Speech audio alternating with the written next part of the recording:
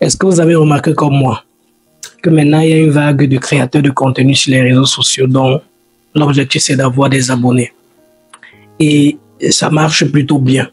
Le souci c'est qu'est-ce qu'on apprend derrière, tu vois. Personnellement, avec la sortie de plusieurs technologies et plusieurs types d'intelligence artificielle, que ce soit dans la rédaction de contenu, que ce soit dans la production de vidéos, que ce soit dans la création de personnages, l'animation de personnages et autres. Et il y a un ensemble d'intelligence artificielle qui a été mis sur le marché. Et on est clair, on est à une ère révolutionnaire du web. On ne va pas se mentir, c'est réel. Mais j'aimerais aussi te faire savoir que toutes les intelligences artificielles sont créées pour se faire de l'argent. Et aujourd'hui, je vois des frères qui basent leur création du contenu sur ce type de post, par exemple. Les 10 intelligences artificielles qui te feront gagner 1 million en cette année. Ou bien voici 10 intelligences artificielles que tu dois savoir si tu es un créateur de contenu. Tape info pour recevoir les 10 IA. Voici 5 intelligences artificielles gratuites qui te feront booster ta carrière de développeur web. Tous ces trucs-là, dans le but de se faire peut-être remarquer, de se faire valider parfois par la communauté de tout ce qui est e-commerçant, digitaliste et autres. Mais en réalité, comme je dis toujours, sachez que lorsqu'on consomme la création de contenu, on consomme le contenu. Et aujourd'hui, nous sommes en 2025, il faut s'en foutre de la personne qui crée ce contenu-là. Pourquoi? Parce que si tu fais l'erreur, tu consommes le contenu et la personne qui crée le contenu, tu vas te buter. Pourquoi? Parce que parfois, tu vaux largement mieux que cette personne qui crée le contenu-là. Je vais te prendre un exemple. Il y a des gens qui créent le contenu sur l'économie. Il y a des gens qui créent le contenu sur l'immobilier. Personnellement, j'en connais plusieurs. Ils créent des contenus sur l'immobilier. Ils expliquent comment faire des placements immobiliers, comment faire des mises de fonds pour pouvoir avoir de meilleures opportunités immobilières et autres. Mais ils n'ont pas une maison. Pourquoi? Parce qu'il va dans ChatGPT, il demande des informations à ChatGPT. ChatGPT lui partage ces infos, je veux dire, et lui te partage aussi ces infos en même temps. L'erreur que toi tu vas faire, c'est de consommer son information et de lui consommer, de consommer aussi, en fait de le consommer, de consommer aussi la personne. Or, la personne, il n'en a rien à prouver, il n'a rien prouvé, il n'est pas mieux que toi, tu vois. Par contre, son contenu est un contenu édifiant. Parce que peut-être toi, tu n'as pas eu le temps d'aller demander ces informations-là sur ChatGPT. Et lui te produit ces informations-là et tu consommes. Du coup, à l'instant où tu quittes de l'information et tu vas être influencé par la personne qui crée le contenu, c'est ça le problème. C'est ça le gros problème. Donc, tu vas voir quelqu'un qui va te parler sur l'investissement, il va te créer des contenus sur l'entrepreneuriat, sur l'investissement. La personne en elle-même n'a jamais investi dans un business, par exemple, de 50 millions. Déjà même parce que la personne n'a même pas 50 millions dans son compte bancaire. Il est là, il se bat, il cherche de l'information, il partage du contenu avec toi sur Internet. Consomme son contenu, digère bien son contenu. Prends les informations qu'il a données dans son contenu et essaie d'appliquer en fait dans tes schémas.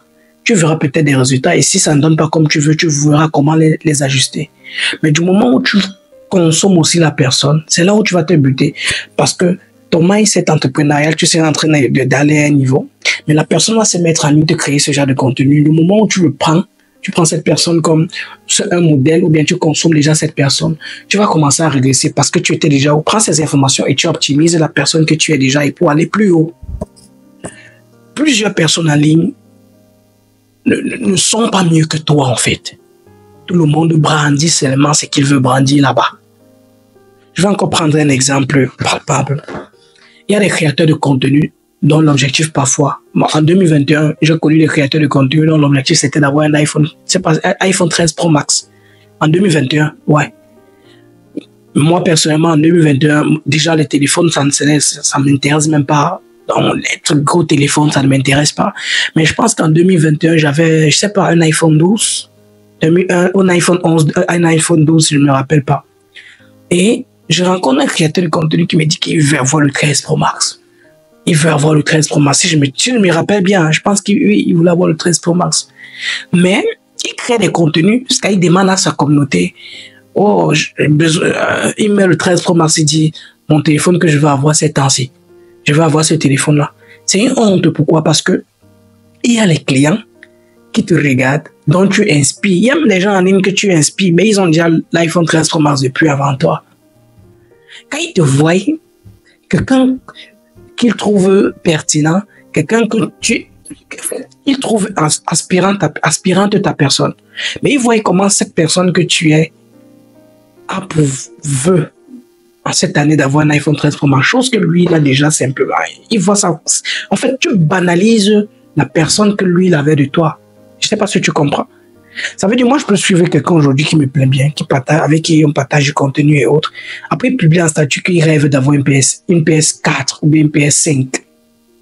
Moi, je me dis que, maître, pourquoi avec toute cette personnalité qu'il se donne, pourquoi avec tous ces contenus qu'il crée, pourquoi avec tous ces clients et ces marchés qu'il dit avoir, il rêve d'avoir la PS4 ou bien la PS5. Mais moi, j'ai ma PS4 ou la PS5 depuis 2019-2020. Je vais me rendre compte que la personne, en fait, il a faim. Tu vois, il a faim parce qu'il rêve d'avoir la PS5. J'ai vu des designers aujourd'hui dont le rêve pour eux, c'est un exploit d'avoir un iPhone 16 Pro Max. Mais je comprends pas, en fait. Un téléphone 16 Pro Max que tu peux acheter comme ça, là, juste comme ça. Mais tu vas voir un infographiste que tu apprécies, parfois va te dire, je rêve d'avoir un 16 Pro Max. Tu vas dire que, mais attends, ça veut dire que, regarde en fait, regarde ce que tu as comme rêve. Non. Ce n'est pas que c'est toujours l'objet ou le matériel, mais c'est déjà même le mindset. Tu te dis que mais la personne pense comment, en fait. La personne pense comment. En fait, c'est une petite personne qui crée du bon contenu. Et moi, face à ce genre de situation, moi, je veux consommer le contenu de la personne. Mais je ne veux pas consommer la personne. Et il y a plusieurs personnes qu'on suit là-bas sur Internet. Il ou elle passe de belles informations. Mais la personne même, tu ne consommes pas la personne parce que tu ne sais pas en quoi cette personne peut être inspirante. Mais il y a du contenu que tu n'as pas le temps d'aller chercher, que la personne cherche, il publie sur Internet et il t'édifie dessus. Donc, quand tu es sur Internet, moi je m'y mets, y compris moi. Quand tu es sur Internet, vois ce qu'on fait, vois ce qu'on partage, consomme notre contenu, ne nous consomme pas. Parce que nous tous qui publions du contenu sur Internet, nous ne sommes pas mieux que toi. Tu vas être là en train d'être un enseignant, tu vas donner tes cours aux enfants, tu vas sortir le matin, aller faire tes cours, rentrer le soir, aller faire les cours de répétition, rentrer à la maison, préparer tes leçons, le lendemain aller à l'école, faire encore les cours, rentrer le soir, aller faire les cours de répétition. Quand tu vas voir quelqu'un sur Internet te parler, par exemple, du design graphique, du montage vidéo, de l'intelligence artificielle, expliquer comment il fait 1 million grâce à TikTok et autres, tu vas te rendre compte que waouh, cette personne, s'il gagne son argent, il est mieux que moi, il a les contrats publicitaires. Non, il n'est pas mieux que toi. Certes, il te partage du contenu, il te fait comprendre qu'avec TikTok, tu peux générer 1 million. Il te fait comprendre qu'avec l'intelligence artificielle, tu peux aller vite dans tes affaires. Alors, prends l'intelligence artificielle, essaie de l'appliquer dans tes affaires, dans ta préparation de leçons, dans tes cours que tu donnes aux élèves et autres. Même tu peux créer aussi du contenu en utilisant TikTok. Mais à l'instant que tu prends cette personne-là, tu lui mets un piédestal que non, il crée des contenus sur TikTok, mec, il est mieux. Mais le gars-là, j'aime bien ce qu'il fait. Mon gars, c'est faux.